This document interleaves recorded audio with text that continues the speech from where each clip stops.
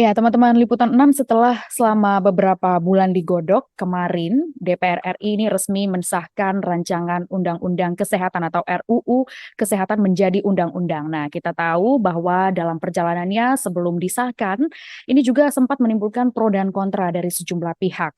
Pengesahannya kemarin juga sempat menimbulkan sejumlah respons dari masyarakat dan juga dari sejumlah organisasi tenaga kesehatan. Ada respon baik dan juga ada respon yang bisa kita katakan ini seperti pro dan kontra ya.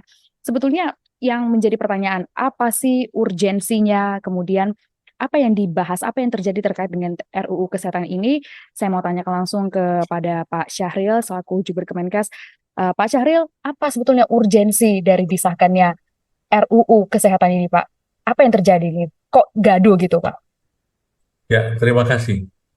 Sebelumnya, Mbak Gracia, kita ingin memberikan apresiasi ya kepada semua pihak sehingga undang-undang ini telah disahkan. Ya, nah tentu saja di era demokrasi itu memang berbeda pendapat. Ya, itu sangat sangat sangat dimungkinkan dan kita saling menghargai. Ya, sehingga perbedaan pendapat ini dapat memperkuat apa yang menjadi tujuan yang sebenarnya. Nah, tentu saja di mana-mana kalau ada undang-undang baru atau rancangan undang-undang, tentu saja ada pro dan kontra ya bagi orang-orang yang kontra terutama karena merasa ada hal-hal yang menurut mereka mungkin tidak sesuai ya. Nah, untuk itu sebetulnya rancangan undang-undang ini kan inisiatif DPR yang sudah melalui proses yang panjang ya yang sudah panjang dan melibatkan semua stakeholder, termasuk yang kemarin juga melakukan aksi damai dan macam-macam lah itu semua ikut berproses. Ya, hanya saja mungkin ada sebagian atau menurut mereka ada yang tidak sesuai. Nah, dalam era demokrasi ini, maka pada saat daftar inventarisasi masalah diserahkan oleh Kementerian Kesehatan ke DPR, ya itu sebetulnya DPR masih membuka suatu media atau forum untuk memberi kesempatan kepada masyarakat, organisasi-organisasi, institusi untuk memberikan masukan selama pembahasan di tingkat pertama DPR RI tersebut sebelum disahkan di dalam tingkat dua sidang paripurna kemarin. Nah, itu Pak. Jadi prosesnya begitu sehingga hari kemarin sudah disahkan, maka ini menjadi bagian keputusan dari kita semua oleh bangsa Indonesia melalui DPR untuk dilaksanakan. Nah, sekarang apa menjadi keperluan atau urgensinya? Jadi kesehatan kita ini kan masih banyak hal-hal yang perlu segera dibenahi, ya, yang harus diperbaiki. Nah, itu memerlukan suatu transformasi kita sebut ya. Transformasi itu adalah perubahan dengan cepat ya. Karena negara kita yang sudah merdeka 78 tahun ini itu masih dirasa banyak kekurangan, bahkan ketinggalan ya dari negara-negara tetangga kita. Nah, kita harus mempercepat itu.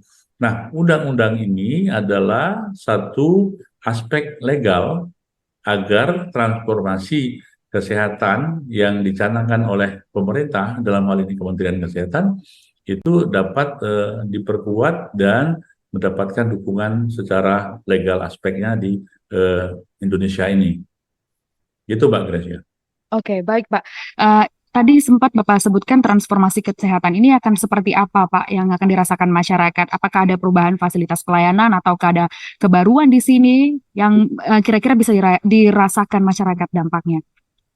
Ya, tentu saja kita sangat berharap undang-undang ini dapat dirasakan untuk memberikan dukungan terhadap transformasi layanan kesehatan. Nah, transformasi layanan apa sih yang sebetulnya diharapkan kita ke depan? Yaitu melakukan suatu perubahan untuk ke arah peningkatan dan perbaikan, satu dalam hal eh, jangkauan atau akses layanan karena saat ini kan banyak masyarakat yang tidak terjangkau ya akses akurat. Yang kedua adalah mutu layanan dan ketiga adalah mudah dan murah. Nah, ketiga aspek ini menjadi pertimbangan semua sistem layanan kita harapannya begitu. Nah, seperti kita ketahui bersama Mbak ya, kita banyak masalah yang harus kita selesaikan. Contoh ya, banyaknya angka kematian karena stroke ya, karena hipertensi ya, karena diabetes mellitus, itu karena kanker, dan itu menyedot biaya yang sangat tinggi. Kemudian masih banyaknya warga negara kita yang berobat ke luar negeri, ya. Kenapa kok tidak di Indonesia? Kemudian masalah lagi, kenapa dokter spesialis yang masih kurang ya di Indonesia dan tidak merata di seluruh Indonesia, ya. Dan juga masih banyaknya kekurangan fasilitas layanan kesehatan baik di tingkat puskesmas, rumah sakit maupun rujukan yang lain. Nah, harapannya dengan transformasi layanan kesehatan ini, itu program agar masyarakat mendapatkan perbaikan dengan cepat ya. Satu, kemudahan akses, dan kedua, mutu layanan dan murah. Nah, tentu saja menjawab pertanyaan tadi, tidak ada lagi nanti kekurangan tenaga dokter gitu ya. Jangan sampai nanti kita dokter masih kurang, kemudian masih banyak orang berobat ke luar negeri, kemudian angka kematian kita masih tinggi ya di kanker, di stroke, hipertensi dan sebagainya. Dan tentu saja ini menjadi bagian yang harus kita lakukan. Itu urgensinya, Mbak. Oke, Pak. Tapi terkait dengan programnya nanti itu masih akan terus digodok begitu ya, Pak ya? Ya. Aplikasinya di rumah sakit seperti itu, Pak? Ya, sebetulnya programnya sudah kita siapin yang Oke, disebut dengan 6 pilar transformasi kesehatan. ya. Itu ada di primer, layanan rujukan, kemudian transformasi di sumber daya kesehatan masyarakat, kemudian teknologi informasi, pembiayaan, dan seterusnya. Jadi keenam pilar ini akan kita terapkan di Indonesia dengan dukungan dari Undang-Undang Kesehatan ini gitu. Oke, baik, Pak. Yang ingin saya tanyakan lagi nih, Pak ya.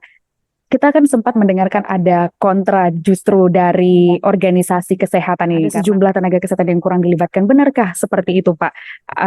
Terus bagaimana nanti terkait dengan resolusi konfliknya, Pak? Ya, seperti yang saya sampaikan tadi, dalam era demokrasi itu peran masing-masing orang diberikan kebebasan, ya, bisa ada yang tidak setuju, ada yang kontra, bahkan katakanlah menentang, itu bagian dari demokrasi.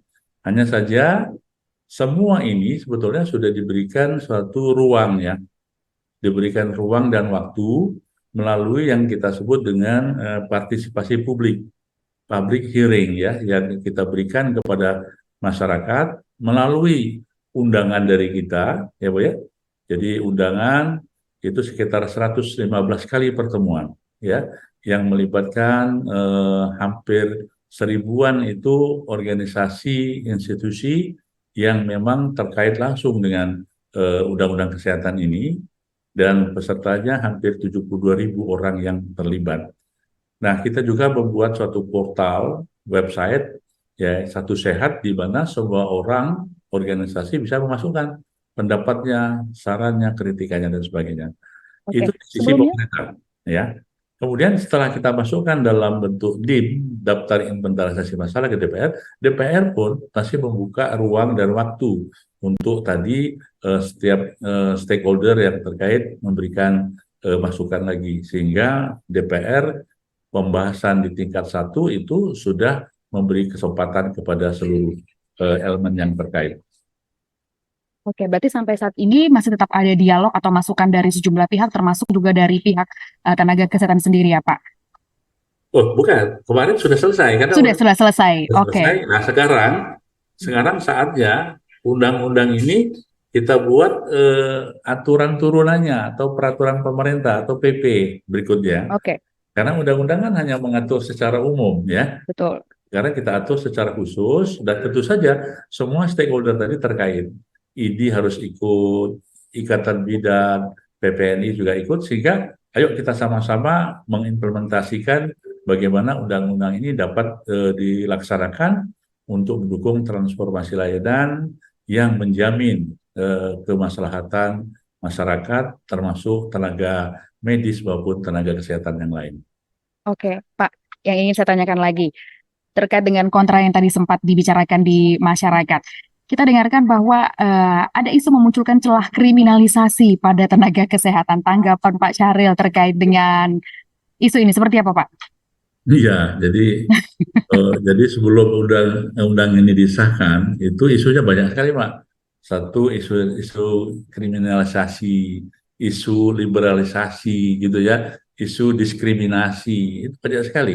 Tapi itu semua kita berikan suatu klarifikasi, penjelasan.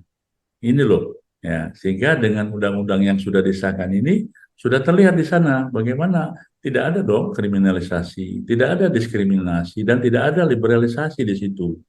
Nah, sehingga ini sudah clear menjawab apa yang menjadi keraguan atau ketidaksetujuan dari orang-orang tadi yang menyampaikannya. Gitu. Berarti benarkah ini seperti yang disampaikan untuk perlindungan? Berarti rancangan undang-undang kesehatan yang menjadi undang-undang ini untuk perlindungan hukum para nakes juga ya Pak ya? Sudah, bahkan melebihi apa yang sudah ada yang lalu. Jadi kalau undang-undang dulu ya itu hanya secara umum, tapi sekarang lebih spesifik. Bagaimana dokter, perawat, dan tenaga kesehatan yang lain apabila dia melakukan pekerjaan atau profesinya di jam kerja di institusi pelayanan kesehatan, maka dia dilindungi oleh undang-undang ini.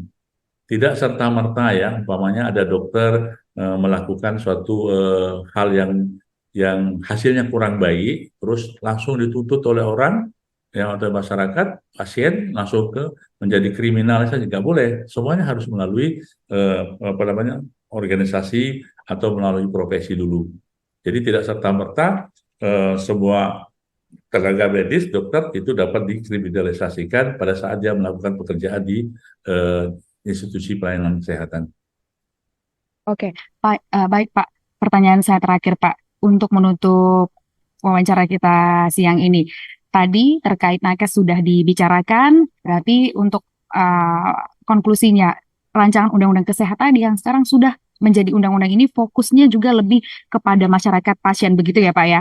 Ya, betul. Jadi undang-undang ini adalah menjadi kebutuhan kita bersama. Urgensinya adalah memberikan peningkatan perbaikan layanan kesehatan dengan lebih cepat, ya.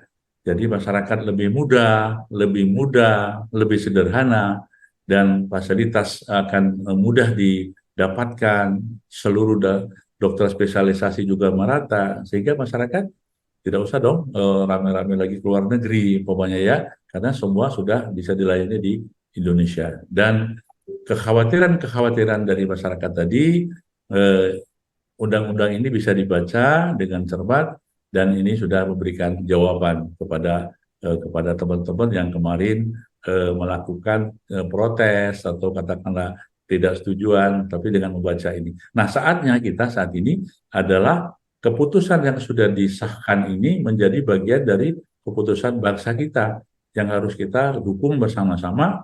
Yuk, semua orang berperan sesuai dengan profesinya untuk memberikan penguatan di dalam implementasi transformasi ini gitu Pak.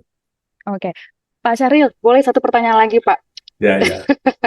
Oke, terkait dengan tadi Pak Syahril menyebutkan soal dokter spesialis. Ini kan juga sempat menjadi perbincangan hangat nih Pak ya di Ya. organisasi kesehatan.